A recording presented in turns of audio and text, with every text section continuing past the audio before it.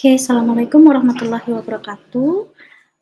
Selamat datang di video pembelajaran kita terkait dengan pertemuan kedua atau materi kedua berkaitan dengan konstruksi dasar algoritma, di mana nanti materi ini akan saya jelaskan terkait dengan penerapan flowchart, terkait dengan penerapan pseudocode, dan juga 3 instruksi dasar yang teman-teman harus pahami di awal mata kuliah kita, gitu ya. Untuk capaian pembelajaran kita, di mana tadi sudah saya singgung, untuk yang pertama, teman-teman akan mempelajari 3 instruksi dasar nih terkait dengan runtunan, pemilihan, serta perulangan. Lalu cara membuat algoritma itu sudah kita kerjakan kemarin gitu ya. Jadi dari algoritma ini kita buatlah ke dalam bentuk pseudocode dan juga flowchart-nya gitu ya. Untuk pembahasan kita nanti ada 4 komponen, di mana yang pertama ada pendahuluan, kedua ada 3 instruksi dasar tadi, lalu yang ketiga konsep pseudocode, dan yang keempat kesimpulan dan latihan. Jadi latihan ini nanti yang teman-teman kerjakan secara kelompok gitu ya, berkaitan dengan diskusi sama seperti yang di pertemuan ke-1 minggu lalu. Oke, apa sih yang membedakan antara flowchart dengan algoritma gitu ya? Namun konsepnya kita terlebih dahulu, di mana flowchart ya jelas dari artinya adalah flow. Flow itu adalah alur gitu ya. Sedangkan chart itu ada diagram. Jadi alur diagram gitu ya, di mana flowchart ini merupakan gambaran dari sebuah algoritma yang dituangkan ke dalam diagram gitu untuk menggambarkan alur proses yang akan dikerjakan dalam suatu program dari awal hingga akhir, gitu ya. Jadi per step by step-nya itu kita tahu gitu terkait dengan flowchart ini. Sedangkan kalau algoritma ini berisikan langkah-langkah dalam penyelesaian masalah yang ditulis dengan bahasa yang mudah dipahami. Jadi algoritma ini sama halnya dengan yang sudah teman-teman kerjakan di pertemuan pertama gitu ya. Jadi dengan menggunakan kalimat yang memang mudah untuk kita pahami dan step by step-nya tuh jelas gitu ya, logis gitu. Jadi dari algoritma kemarin itu bisa kita terapkan ke dalam sebuah flowchart gitu. Jadi nanti output-nya seperti itu. Sehingga flowchart ini juga nanti bisa memudahkan kita gitu dalam menerjemahkannya ke dalam bahasa pemrograman atau dalam source code yang ingin kita buat nantinya. Dalam pembuatan flowchart, sebenarnya itu nggak ada kaidah baku gitu ya, yang mengharuskan teman-teman harus ada komponen A, harus ada komponen B. Namun secara umum, intinya dari flowchart itu kan dia memberikan alur gambar gitu ya, sehingga dari alur gambar ini bisa memberi pemahaman kita untuk menyelesaikan permasalahan ini, oh ternyata ada 6 langkah nih, oh alurnya nanti seperti ini gitu. Jadi itu intinya jadi sebuah flowchart dan jangan sampai membuat algoritma dan juga flowchart yang memang berbelit-belit gitu nantinya. Secara garis besar ada 3 bagian utama. Yang pertama ada input dan 2 proses, lalu yang terakhir adalah output, di mana input ini nanti itu akan kita proses di tahap yang kedua, gitu ya. Sehingga dari inputan yang kita berikan nanti diproses, nanti akan menghasilkan suatu output di tahap ketiga. Dari output ini tentunya hasil dari permasalahan yang akan kita dapatkan nantinya. Beberapa hal yang perlu diperhatikan dalam pembuatan flowchart. Yang pertama, hindari perulangan prosesnya. Jadi buatlah flowchart itu sesingkat mungkin, jangan membuat komponen yang tidak perlu kita masukkan gitu. Jadi sehingga membuat prosesnya itu ya membuat terbelit-belit sehingga logikanya juga terbelit-belit nantinya gitu kan. Jadi sebisa mungkin teman-teman buat yang simpel, yang mudah untuk kita terjemahkan ke dalam bahasa pemrograman nanti. Jalan prosesnya digambarkan dari atas ke bawah dan diberikan tanda panah sebagai alur atau perjelas dari tahap A ke tahap B, nanti kita bisa tahu gitu dengan tanda panah ini gitu ya. Lalu diawali dengan start dan diakhiri dengan end atau finish. Jadi komponen 2 ini juga harus ada gitu ya. Jadi ini yang harus teman-teman pahami terlebih dahulu untuk membuat suatu flowchart, walaupun memang nggak ada kaidah bakunya gitu ya. Namun beberapa komponen ini itu memang sangat dibutuhkan dalam membuat sebuah flowchart nantinya. Program flowchart ini contoh lainnya gitu ya, untuk memecahkan suatu masalah di mana di sini kita disuruh menghitung proses luas sama dengan alas kali tinggi dibagi 2 gitu. Nah, jadi untuk flowchart-nya itu seperti ini, gitu. Ini flowchart-nya. Pertama kita disuruh memasukkan variabel alas, lalu masukkan variabel tinggi, dari variabel alas dan tinggi ini kita proses untuk menghitung luasnya gitu ya. Jadi proses segi 4 ini itu yang akan mengeksekusi si rumus luas sama dengan alas kali tinggi dibagi 2.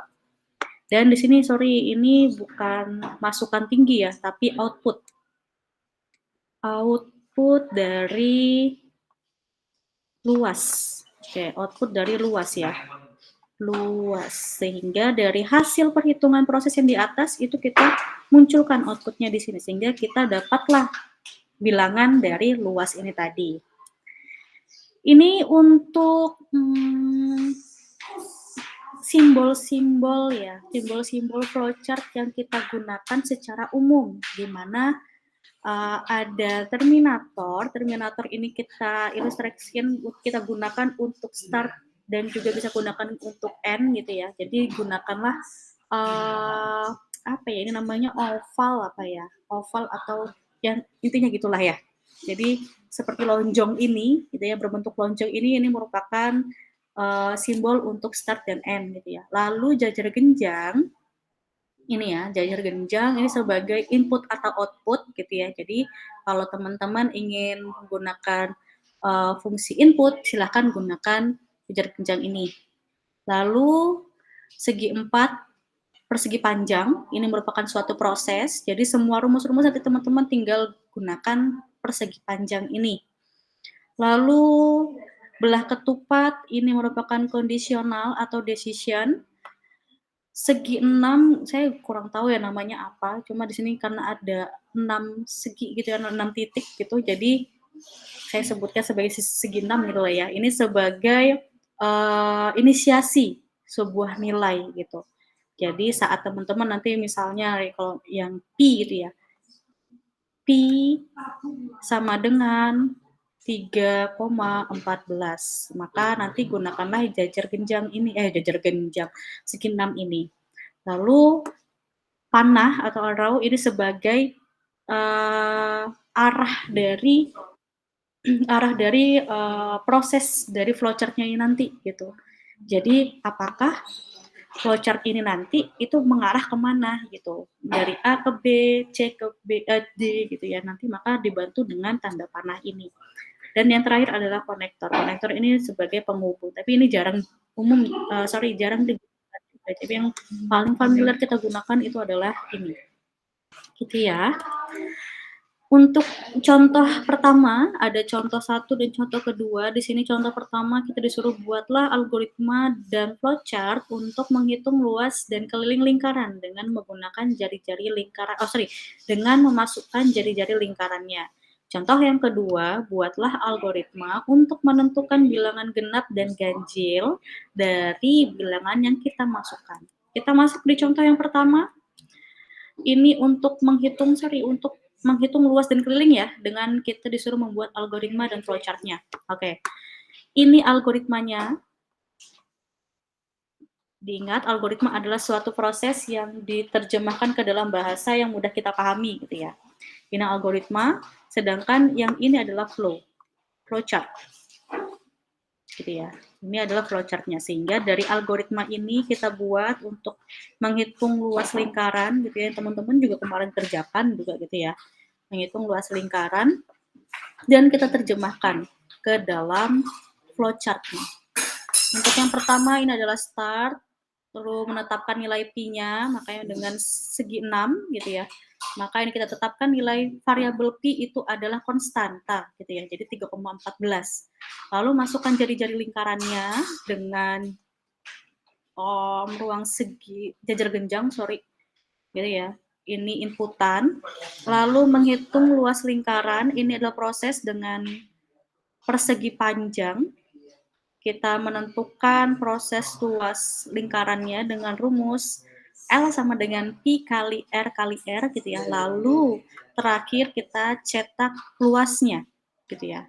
dengan uang jajar tunjang lagi gitu ya. Dan terakhir adalah N. Jadi start dan end jangan lupa harus selalu ada. Gitu. Jadi ini untuk contoh yang pertama menghitung luas lingkaran. Sedangkan kalau untuk keliling lingkaran kita tinggal ubah aja dari rumusnya. Berhubung karena memang keliling lingkaran tinggal berubah rumus saja kan gitu. Tapi nanti tergantung teman-teman sesuaikan dengan kondisi permasalahannya gitu ya. Jadi ini sama. Jadi kita cuma ubah yang awalnya luas luas sama dengan Pi kali R, sedangkan kalau untuk keliling menggunakan rumus 2 kali Pi kali R. Jadi silakan teman-teman kondisikan saja. Untuk jawaban dari contoh yang kedua, kita disuruh membuat algoritma gitu ya untuk menentukan bilangan genap ataupun ganjil. Pertama start jangan lupa dan diakhiri dengan finish, tapi nanti ya di akhir setelah kita mendeskripsikan dari proses-prosesnya. Langkah yang kedua masukkan bilangannya, bilangan yang akan kita lihat apakah inputan tersebut ganjil atau genap nih gitu ya. Nah, bagaimana cara kita menentukan bahwa bilangan inputan tersebut merupakan bilangan ganjil ataupun bilangan genap? Caranya ada 2 kondisi, di mana jika bilangan yang kita inputkan tadi saat di modulus itu 2 sama dengan 0, maka dia genap. Maksudnya modulus ini kan melihat sisa baginya gitu ya. Kalau sisa baginya itu 0, maka dia akan genap. Jika bilangan modulus yang bilangan yang kita inputkan itu di modulus 2 dia berisi 1, maka nanti dia akan ganjil. Pokoknya intinya yang punya sisa bagi gitu ya, kayak 1 dan lain sebagainya nanti akan bernilai ganjil. Lalu yang kelima cetak bilangan tersebut dan finish gitu ya. Contohnya semisal 9 mod 3 gitu ya. Maka ini kan sisa baginya itu 2 sama dengan 0 ya. Nah, sehingga ini genap gitu ya. Lalu saat teman-teman nanti 9 mod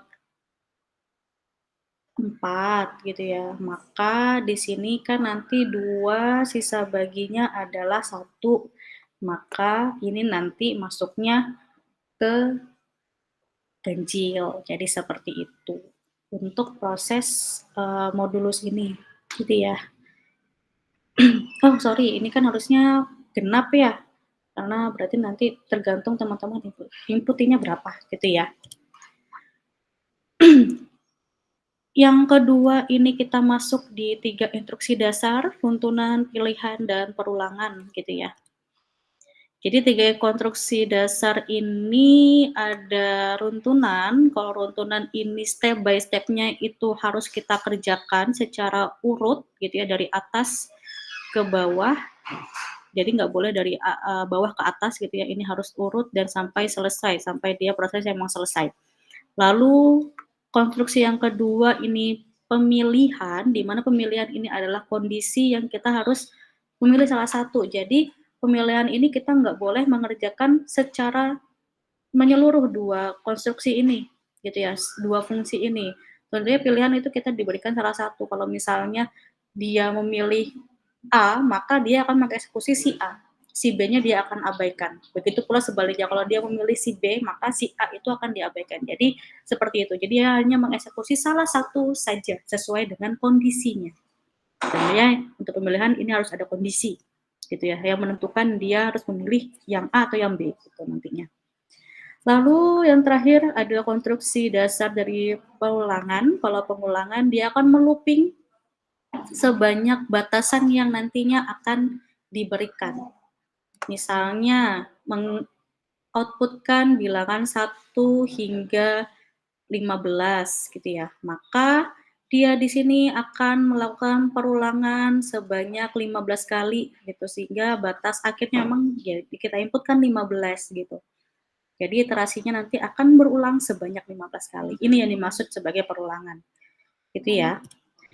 Kita masuk di dalam konstruksi dasar yang pertama, yaitu adalah runtunan, di mana tiap instruksinya itu dikerjakan satu persatu, karena dari atas ke bawah.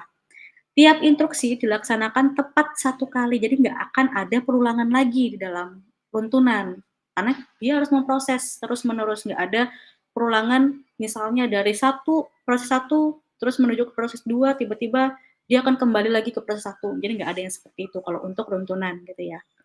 Urutan instruksi yang dilaksanakan, compiler-nya sama dengan urutan instruksi sebagaimana yang ditulis di dalam teks algoritmanya.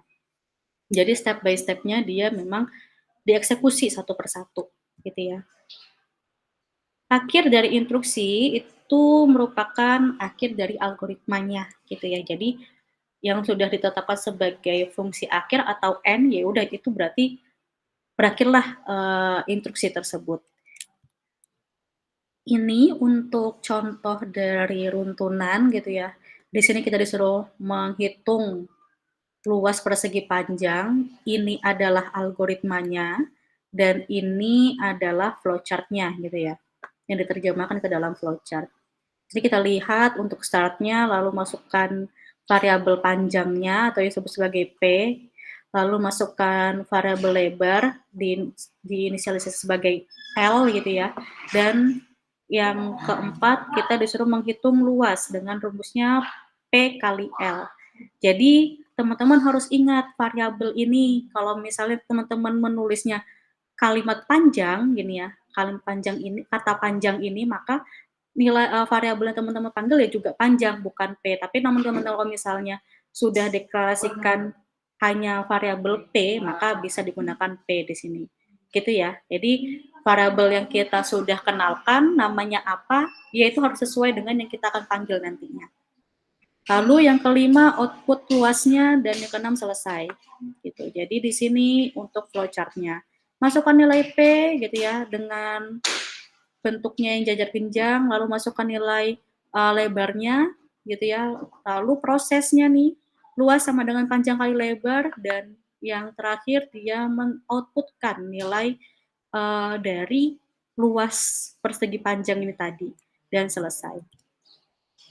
Ini untuk struktur yang kedua untuk menghitung, ini sama ya dengan yang sebelumnya, sorry, oh, ternyata sama. Jadi ini untuk contoh dari runtunan.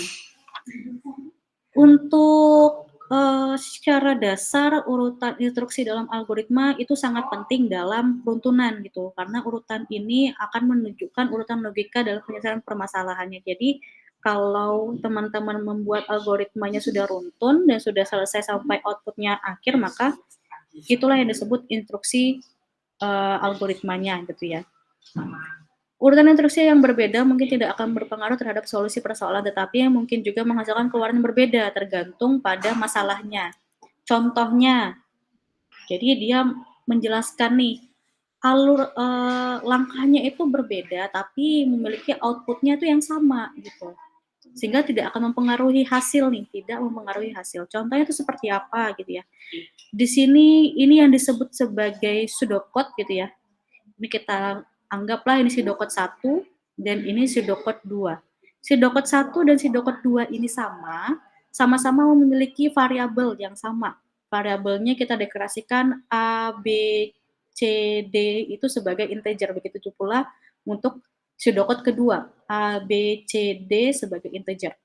Lalu untuk prosesnya atau deskripsinya, yang pertama, dia menginputkan variabel A dan B-nya sebagai proses inputan, sebagai bilangan inputan. Itu juga sama nih di pseudocode yang kedua. Lalu langkah yang kedua, dia memproses variabel C, atau si variabel C ini menampung rumus untuk penjumlahan dari dua buah bilangan tadi. Dari bilangan A dijumlahkan dengan bilangan B, berarti A ditambah B. Ini untuk pseudocode yang pertama. Sedangkan kalau untuk pseudocode yang kedua, dia memproses si D-nya terlebih dahulu.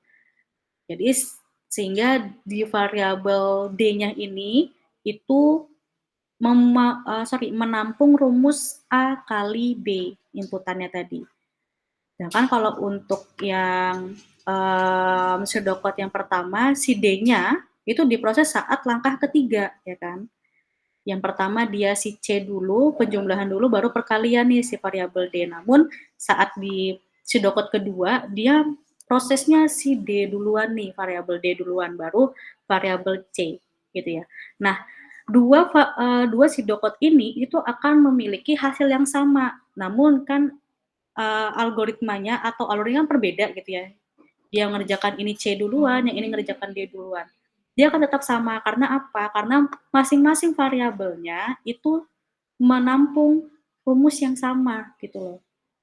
C menampung rumus penjumlahan A plus B untuk yang pseudocode 2 juga sama, C sama dengan A plus B gitu. Jadi hanya alurnya aja yang dirubah gitu. Kalau ini bisa dalam struktur runtunan. Jadi seperti itu.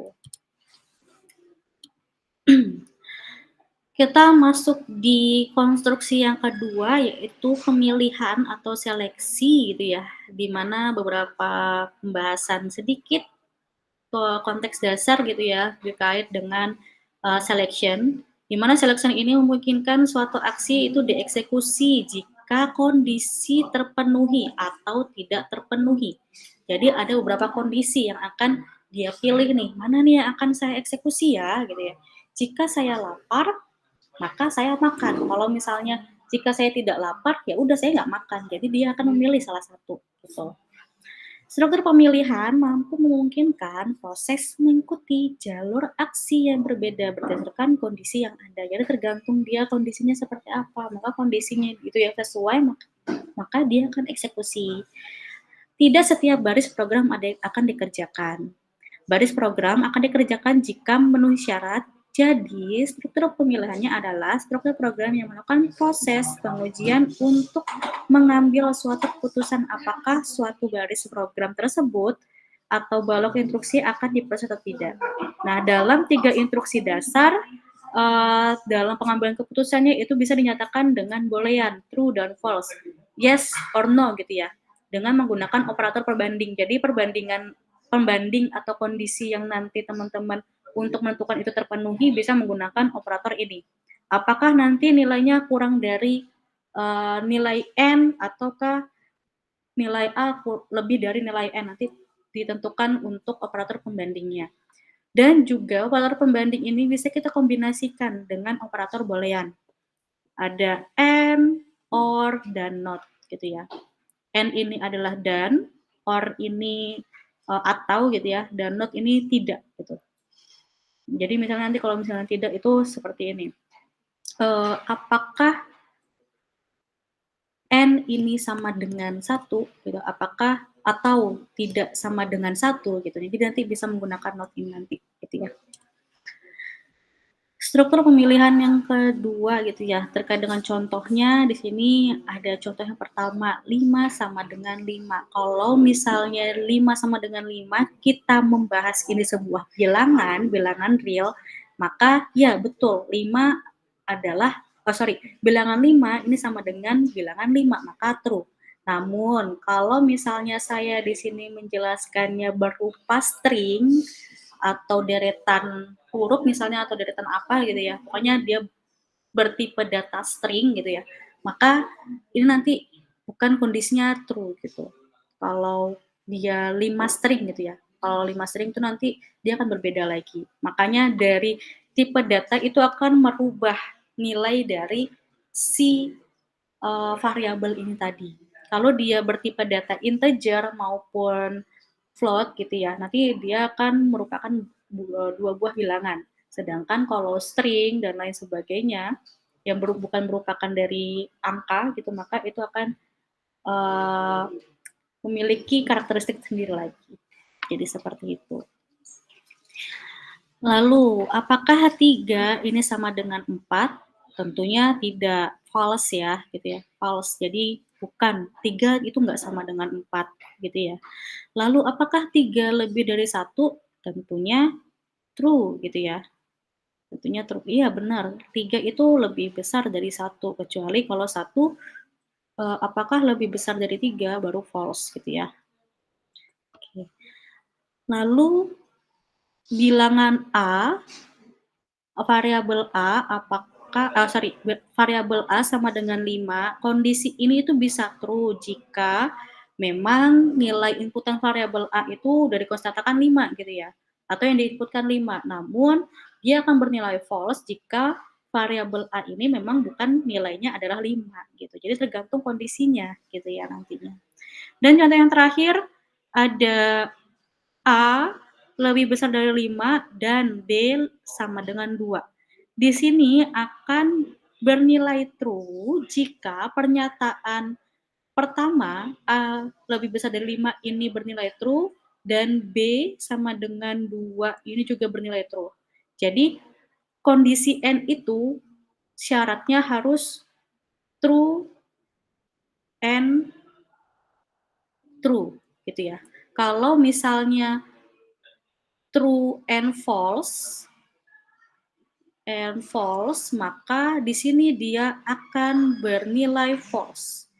Gitu. Jadi operator and ini yang wajib teman-teman garis bawahi, dia akan true jika keduanya bernilai true. Namun salah satu saja bernilai false, itu akan bernilai false nantinya, nggak akan bernilai true. Itu identiknya untuk and gitu ya, karena N itu harus dua-duanya sama kondisinya, hasil nilainya gitu ya. Ini untuk struktur dasar pemilihan gitu ya. Ini untuk pseudocode-nya, pseudocode sintaknya gitu ya, di mana untuk yang pertama penentuan dia disuruh untuk menentukan mahasiswa yang nilai siswa yang lulus nih dengan variabel inputan nilainya adalah N gitu ya. Jadi di sini dia melakukan start terlebih dahulu, masukkan nilai siswanya dalam variabel N. Jadi variabel N ini sebagai penampung nilai mahasiswa nanti sebagai inputannya. Saat kita menginputkan N-nya ini adalah 95 gitu ya, 95, maka apakah 95 lebih besar sama dengan 60? Ya, betul. Maka dia akan memproses tampilkan siswa yang lulus. Gitu ya. Makanya ada panah ini sebagai alurnya. Ini kemana ya? Apakah ya atau tidak? Gitu. Kalau semisal kita inputkannya nilai itu 50, maka dia akan mengecek kondisinya nih, apakah N atau 50 tadi itu lebih besar sama dengan 60? Oh, ternyata tidak. Maka dia akan memproses ke kondisi tampilkan siswa yang tidak lulus. Maka selesai. Jadi seperti itu. Jadi kondisinya hanya salah satu saja yang dieksekusi sesuai dengan kondisi yang telah diinputkan sebelumnya. Gitu ya. Ini kalau untuk struktur pemilihan. Oke, kita masuk di dalam konstruksi dasar perulangan gitu ya, atau repetition, di mana perulangan adalah instruksi yang dapat mengulang sederetan instruksi secara berulang-ulang sesuai dengan persyaratan yang telah ditetapkan. Salah satu kelebihan komputer adalah mampu mengerjakan pekerjaan yang sama berulang kali tanpa kenal lelah, nggak ada kata capek gitu ya. Ya karena mereka nggak punya jiwa dan nggak punya tenaga apapun gitu ya. Struktur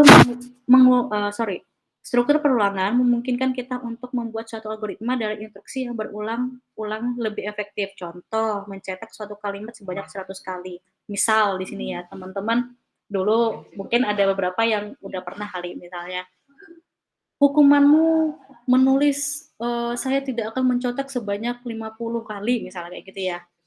Maka itu kan kita akan nulis satu persatu nih gitu. Itu kan pasti memiliki tenaga yang membuang effort juga untuk kitanya gitu untuk menyelesaikan sebanyak 50 kali. Nah, namun dengan adanya teknologi komputer ini gitu ya, kita bisa menghasilkan output dengan cara mencetak kalimat tersebut sebanyak 100 kali. Itu nggak ada effort tinggi dibandingkan dengan cara kita menulis tangan tadi gitu ya. Jadi contohnya itu tadi untuk mencetak satu kalimat sebanyak 100 kali. Struktur instruksi perulangan pada dasarnya terdiri atas kondisi perulangan tersebut, di mana kondisi perulangan ini adalah yang harus dipenuhi sehingga perulangan nanti dapat terjadi gitu ya. Kondisi perulangan ini mau diulang sebanyak berapa kali, nah makanya itu yang disebut sebagai kondisinya. Lalu bodinya atau body perulangan tersebut, di mana body perulangan ini merupakan deretan instruksi yang akan kita ulang selama pelaksanaannya. Lalu pencacah atau counternya dari perulangan tersebut, di mana suatu variabel yang nilainya harus berubah agar perulangan nanti dapat terjadi pada akhirnya untuk membatasi jumlah perulangan yang dapat dilaksanakan. Jadi counter ini sebagai ya nantinya tuh ada penjumlahan atau iterasinya, sehingga iterasi nanti dapat memproses sehingga mencapailah batasan yang sudah ditentukan tadi. Oke. Dalam 3 konstruksi dasar perulangan itu ada 3 cabang, di mana ada for next, while do, dan repeat until, gitu ya. Ini untuk perulangan for next. Perulangan for next ini cukup mudah untuk kita gunakan gitu ya. Ini adalah kondisi dasar dari perulangan, di mana untuk bentuk secara umumnya selalu identik dengan for, lalu variabel awalnya bernilai berapa gitu, dan kondisi akhirnya ini sampai to akhirnya itu berapa gitu ya, to akhir berapa. Dan di dalam sini adalah instruksinya. Misal tadi instruksinya saya tidak akan mencontek gitu ya. Maka misalnya di awalnya itu mulai dari 1 hingga 100 tadi gitu ya. Maka prosesnya nanti saya tidak akan mencontek itu akan diulang terus-menerus sampai jumlahnya sebanyak 100 kalimat gitu ya. Jadi misalnya kayak gini nih, for i sama dengan 1 to 4.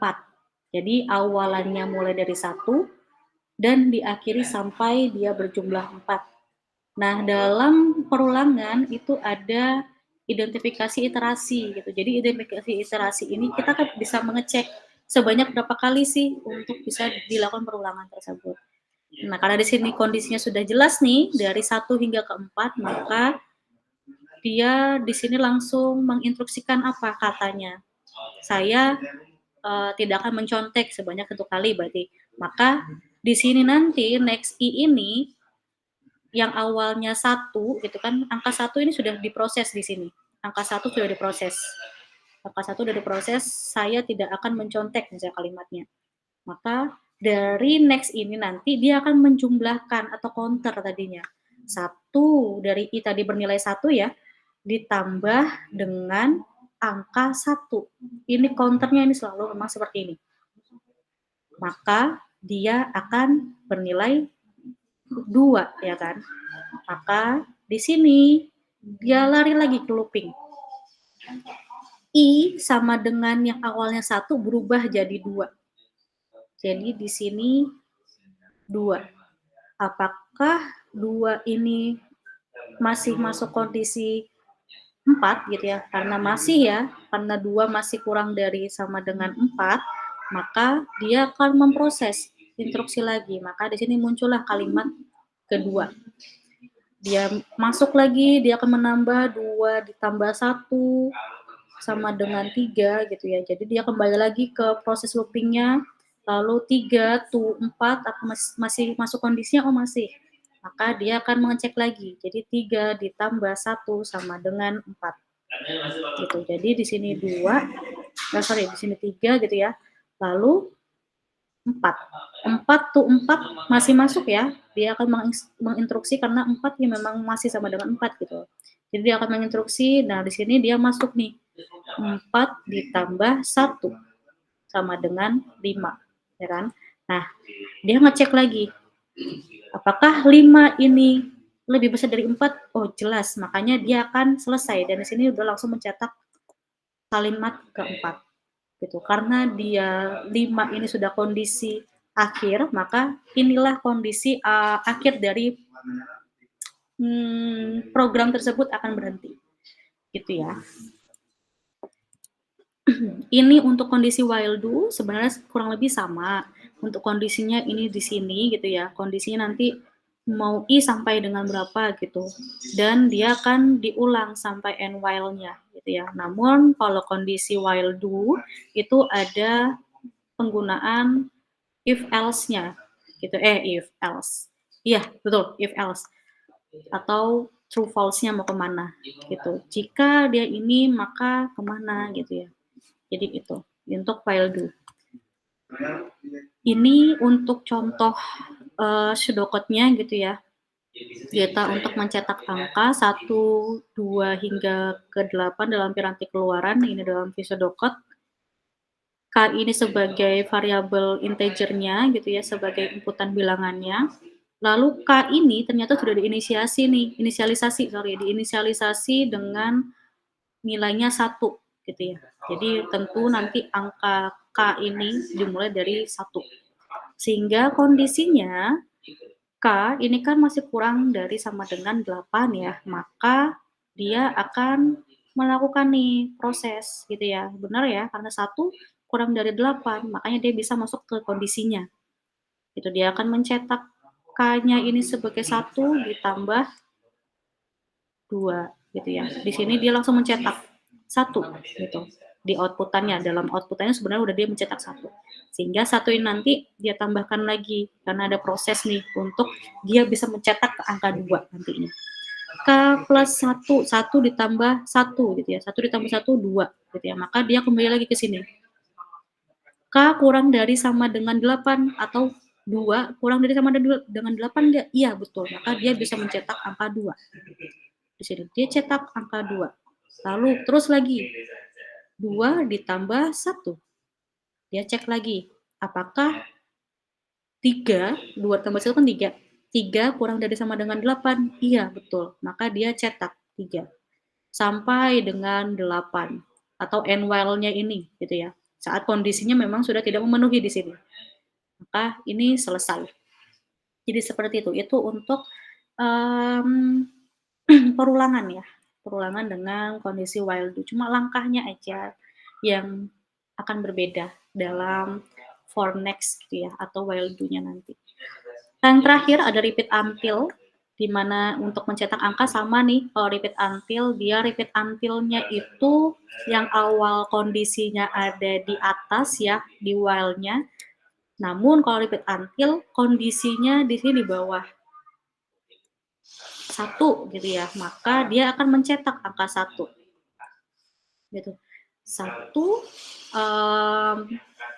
ditambah 1 maka menjadi 2. Apakah 2 ini lebih besar dari 4? Oh, ternyata tidak. Makanya masih kembali lagi, repeat lagi dia ulang sampai kondisinya itu angka K ini apakah lebih besar dari 8. Oke, sehingga misalnya 8 gitu ya. 8 lebih besar dari 8 apa tidak? Tidak gitu ya, masih sama konstanta gitu ya. Maka dia kembali ke sini. Untuk menyelesaikannya maka dia 9 lebih besar dari 8 apa tidak? Iya, betul. Maka dia akan stop di sini. Gitu, saat dia proses inputan ke 9. Gitu. Jadi kondisi sama dengan, ada tidaknya sama dengan, itu sangat mempengaruhi dari teman-teman nantinya. Kalau ada sama dengan, otomatis dia akan menyamakan dari kondisi nilai sama dengan tersebut. Namun kalau misalnya tidak punya sama dengan nih, contohnya kayak gini, K lebih besar 8, maka 9 itu harus muncul gitu ya. Bukan sama dengan 8 lebih besar dari 8 gitu ya. 8 lebih besar dari 8 apa enggak? Itu masih dianggap dia sama gitu ya. Jadi seperti itu. Ketiga, konsep dari pseudocode sebelumnya memang sudah kita udah lihat gitu ya, pseudocode itu contohnya seperti apa gitu ya kan. Nah, secara instruksi dasarnya gitu ya, pseudocode ini adalah penjelasan cara menyelesaikan suatu masalah. Jadi pseudocode ini yang sering digunakan oleh programmer gitu ya, atau si ahli dalam bahasa pemrograman untuk menuliskan algoritma sebab mudah dipahami dan digunakan karena mirip dengan kode-kode program sebenarnya. Jadi pseudocode dengan algoritma itu sebenarnya sama. Kalau algoritma kan kita dalam bahasa yang mudah dipahami ya, namun kalau pseudocode Itu algoritma yang sudah memang diterjemahkan ke dalam bahasa pemrograman, beberapa bahasa pemrograman. Jadi seperti itu. Untuk pseudocode itu ada program atau nama dari judul programnya, kita mau menjelaskan terkait dengan algoritma apa, silakan dijelaskan di dalam sini gitu ya, untuk masalah yang akan kita selesaikan, lalu deklarasikan. Nah, deklarasikan ini dia memuat apa, nama variabelnya apa, nilai konstantanya apa, atau ada fungsi-fungsi lain yang gunakan, silakan dideklarasikan di dalam struktur yang kedua ini. Lalu yang ketiga adalah algoritma serta deskripsinya. Deskripsi ini ya udah eksekusi langkah-langkah dari dalam penyelesaian permasalahan tadi. Jadi seperti itu. Ini untuk formatnya. Misalnya di sini disuruh melakukan program Euclidean gitu ya. Sorry, bukan Euclidean ya. Euclidean, di mana untuk deskripsi dasar dari program ini untuk mencari GCD dari dua buah bilangan bulat positif, M dan N. Jadi kondisinya M nanti lebih besar sama dengan N. GCD dari M dan N adalah bilangan bulat positif terbesar yang habis membagi M dan N-nya. Jadi ini berkaitan dengan modulus juga, sisa baginya gitu ya. Nah, untuk deklarasinya tadi seperti variabel-variabel yang akan digunakan ataupun nilai konstantanya nanti silakan diterjemahkan di dalam deklarasi kalau untuk formatnya pseudocode gitu ya. Dan ini algoritma. Algoritmanya tentu alur-alurnya gitu ya. Alur-alurnya dengan bahasa struktur pemrograman sebenarnya di sini gitu. Jadi di sini untuk fungsi-fungsinya udah kita tahu gitu ya. Oh, ternyata ini menggunakan while do gitu. Karena di sini ada while dan do gitu. Maka ini merupakan perulangan fungsinya, tergantung nanti teman-teman melakukan fungsi apa di dalam sini, atau for next kah, silakan diganti menjadi for next. Jadi seperti itu. Ini untuk konsep dasar dari pseudocode secara lengkap gitu ya. Jadi ada 3, judul, deklarasi, sama algoritmanya. Di sini ada contoh. Di contoh yang pertama, buatlah algoritma untuk menentukan bilangan terbesar dari 3 buah bilangan, dan yang kedua, buatlah algoritma menampilkan deret 2, 4, 6 sampai ke N. Nah, sehingga 2 sampai ke N ini adalah merupakan bilangan genap gitu ya. Jadi dia menentukan ini bilangan genap atau bilangan ganjil gitu. Pokoknya yang dia inputkan harus syaratnya adalah genap gitu ya. Ini untuk pembahasan nomor 1 gitu ya. Ini adalah pseudocode untuk menentukan terbesar dari 3 buah bilangan. Jadi karena tentu dari 3 buah bilangan, maka kita deklarasikan atau kita kenalkan 3 variabel sebagai penampungnya. Gitu. Dan variabel terakhir terbesar, nama variabelnya adalah terbesar. Ini sebagai integer. Jadi ada 4 variabel. A, B, C sebagai inputan, dan terbesar ini merupakan output gitu ya. Oke.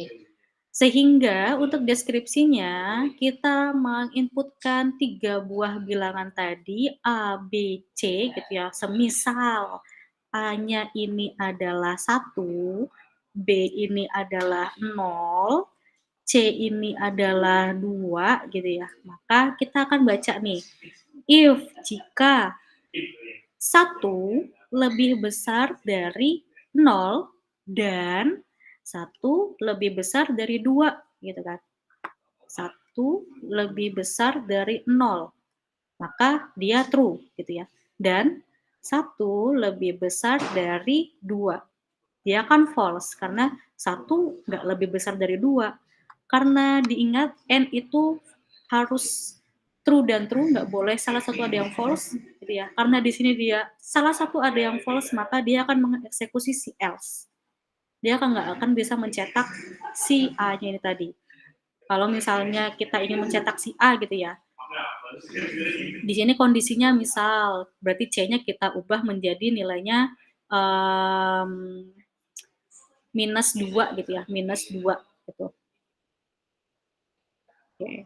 1 lebih besar dari minus 2 apa enggak? Betul, maka ini bisa kita cetak si A-nya. Nah, karena tadi kondisi awal itu ya, kondisi awal ini C-nya adalah 2, bahwa 1 itu kurang dari si 2, betul ya kan? Maka nanti dieksekusi si else-nya. Dia akan ngecek lagi B, gitu ya, B 0 apakah lebih besar dari 2 gitu ya?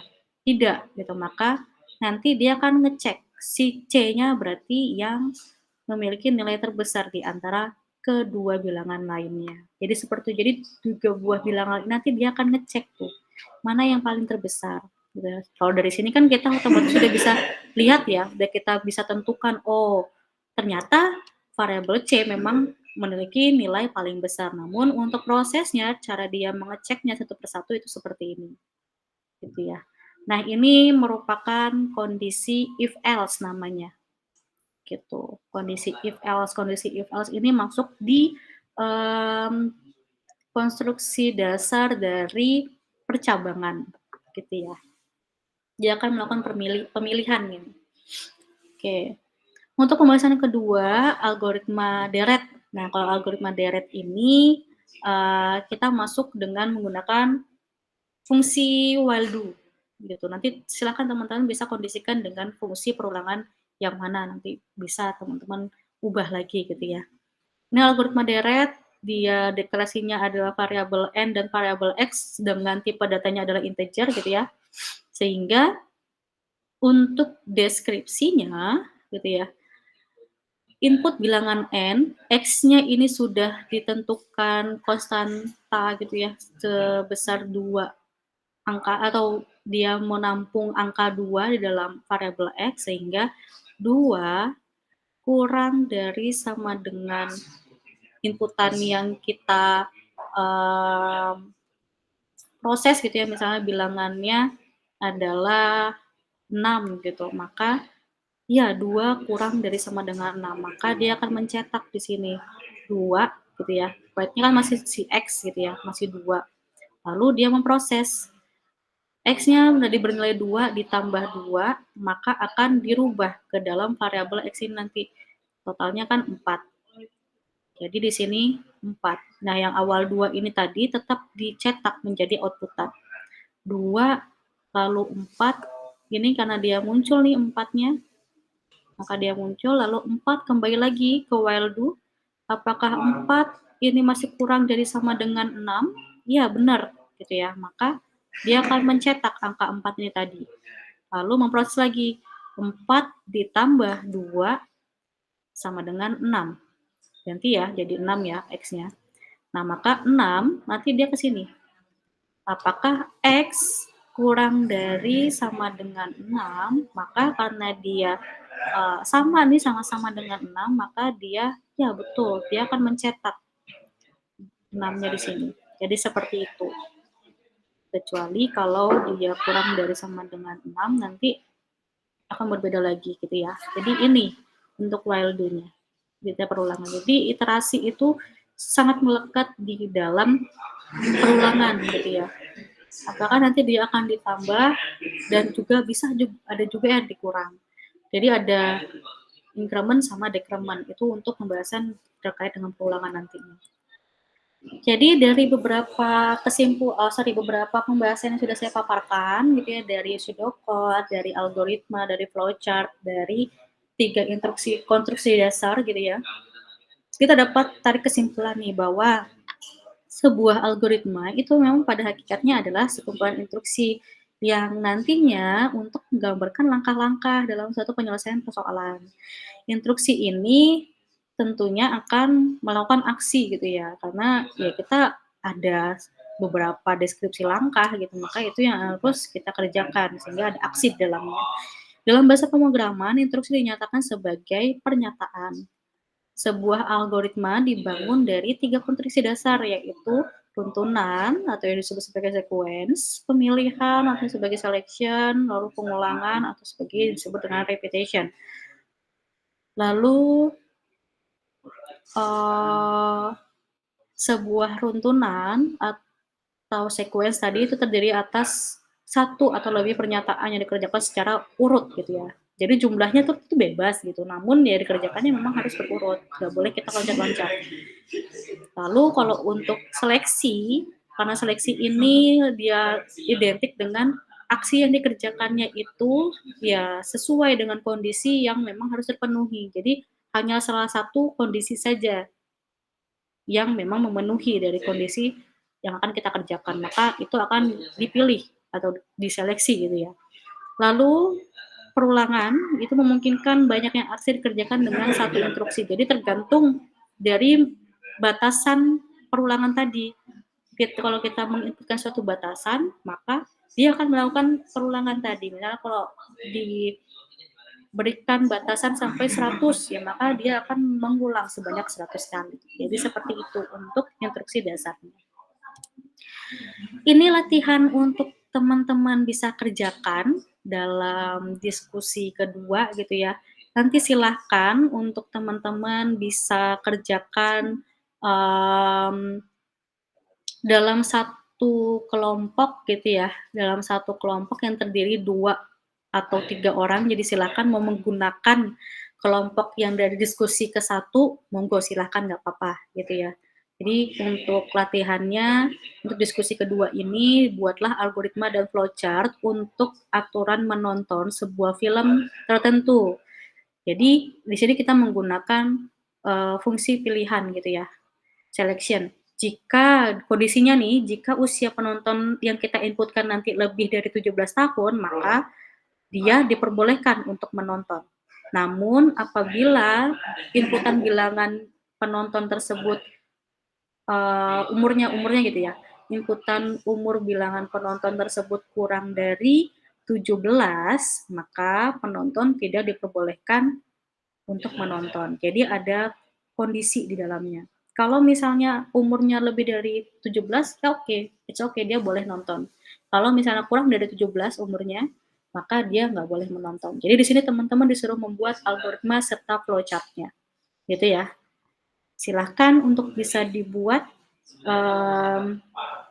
hasil pekerjaannya nanti bisa dikerjakan, dikumpulkan di LMS kelas kita masing-masing gitu ya. Jangan lupa ditulis nama dan NIM dari teman-teman semua dan dalam satu kelompoknya gitu ya. Jadi bebas di sini teman-teman mau menggunakan anggota kelompok yang kemarin ataukah mau menggunakan anggota kelompok yang baru. Yang penting jumlahnya 2 atau enggak 3 orang di dalam satu kelompok tersebut.